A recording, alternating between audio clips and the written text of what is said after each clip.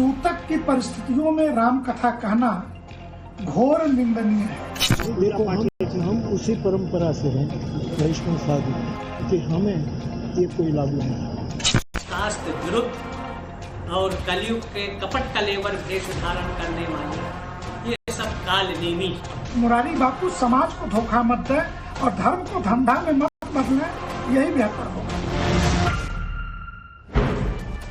देश में हिंदू धर्म के सबसे बड़े प्रचारकों में एक, दुनिया में हिंदू धर्म और सनातन के पुरोधा, आध्यात्मिक हस्ती और रामचरितमानस के सबसे प्रसिद्ध व्याख्याता मुरारी बापू की गिनती ऐसे संत के रूप में है।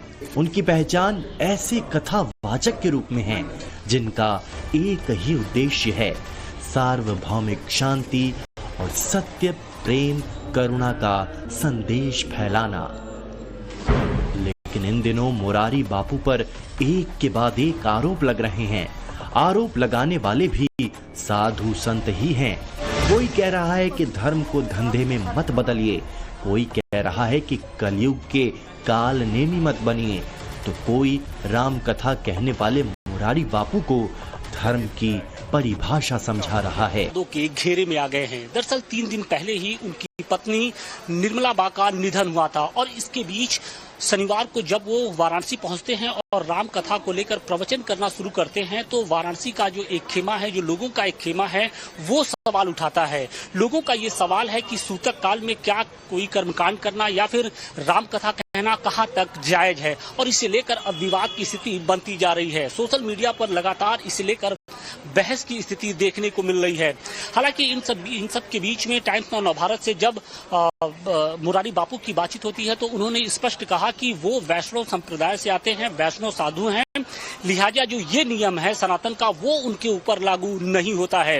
हालांकि कुछ लोग ये कह रहे हैं कि चूंकि वैष्णव संप्रदाय भी हिंदू समाज का ही एक हिस्सा है, ऐसे में कहीं न कहीं जो सभी जो कर्मकांड हैं हिंदू सनातन धर्म से जुड़े हुए वो बापू पर भी लागू होते हैं। हालांकि बापू का ये कहना है कि उन्हें राम कथा कहने में ही सुकून महसूस होता है।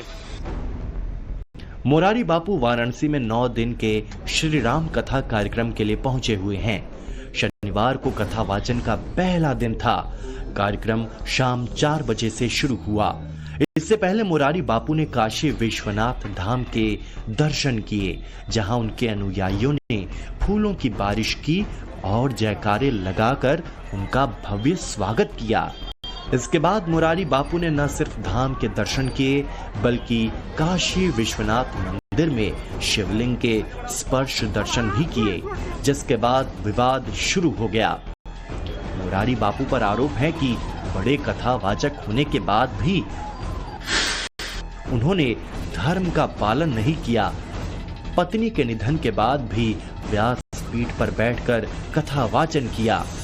सूतक काल में धर्म ग्रंथ को हाथ लगाया। सूतक काल में मंदिर में दर्शन किए। काशी विश्वनाथ मंदिर में स्पर्श दर्शन किए। मुरारी बापू के द्वारा सूतक की परिस्थितियों में राम कथा कहना घोर निंदनीय है। जब व्यक्ति धर्म से ऊपर उठ करके अर्थ की कामना से इस प्रकार के आचरण करता है, यह समाज के लिए निंदनीय हो जाता है। पूर्व में भी यह जानते हुए कि 32 प्रकार की अग्नि होती है, लेकिन उन्होंने चिता की अग्नि के सामने फेरे दिलवा करके विवाह कराए थे।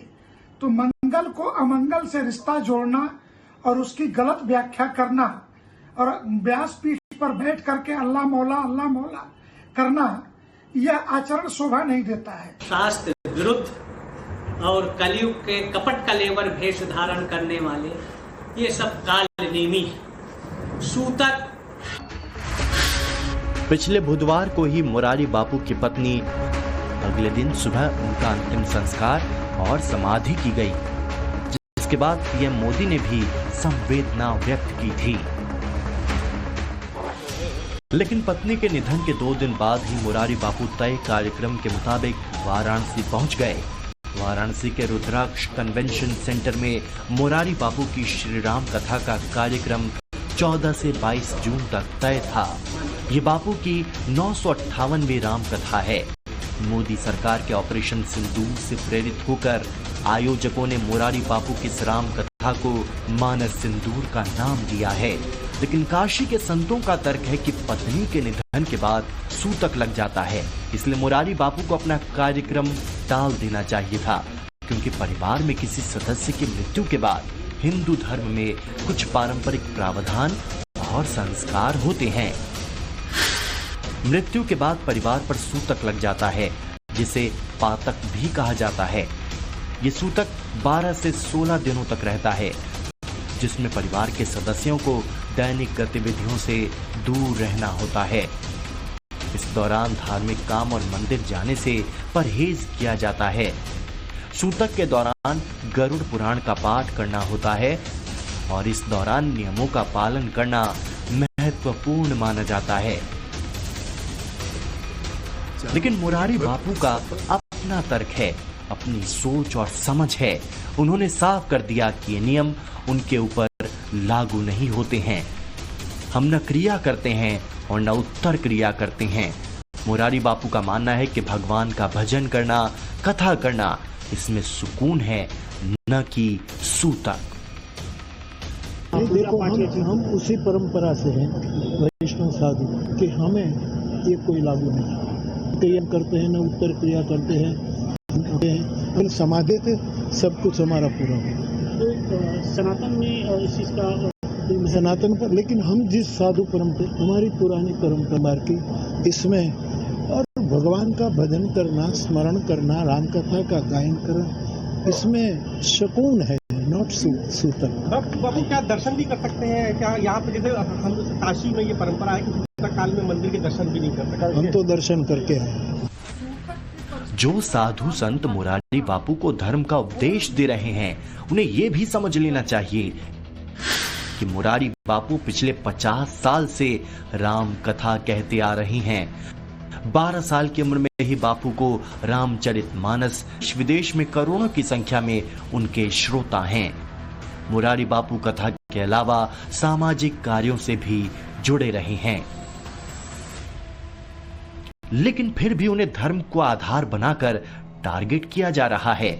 काशी सुमेरु के पीठाधीश्वर जगत गुरु शंकराचार्य स्वामी नरेंद्रानंद सरस्वती कह रहे हैं कि मंदिर में जाकर मुरारी बापू ने धार्मिक शुचिता को भंग किया है, जिसका परिणाम काशी की जनता संत जनता से आग्रह करना चाहेंगे कि ऐसी लोगों की कथाओं का बहिष्कार होना चाहिए। ये सब कर रहे हैं, लेकिन आपको जानकर हैरानी होगी कि दुनिया भर में रामचरितमानस की कथा करने वाले मुरारी बापू कथा करने के लिए एक भी पैसे चार्ज नहीं करते हैं।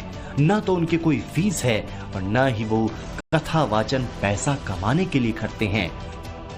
कि हम यहाँ आए, शिव जी का दर्शन करने गए, जल चढ़ाया और कथा गाने लगे।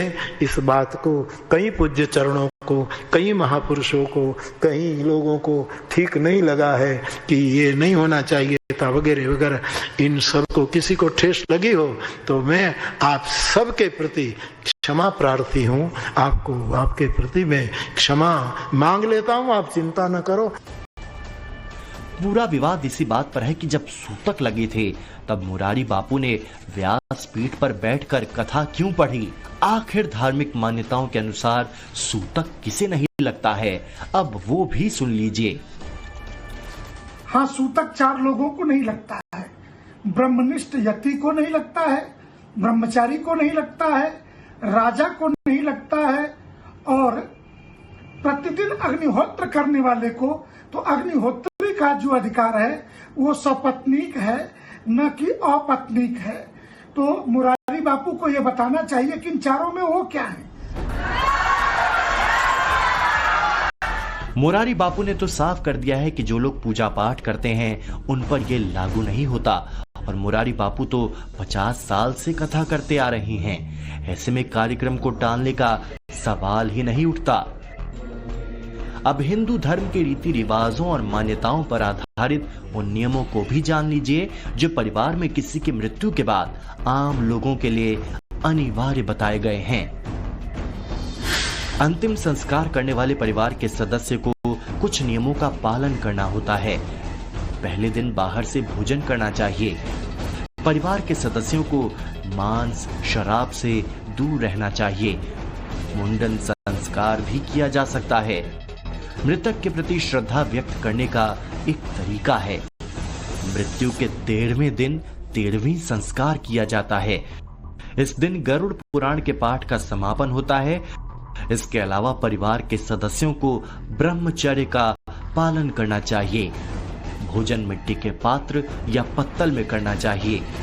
कुछ लोग अकाल मृत्यु होने पर शांति पूजा भी कराते हैं। मान्यता है कि अंतिम संस्कार में रीति रिवाजों के निभाने से मरने वाले की आत्मा को शांति मिलती है, लेकिन ये बेहद निजी फैसला होता है और जगह बदलने के साथ मान्यताओं और रीति रिवाजों में कुछ अंतर भी आता है।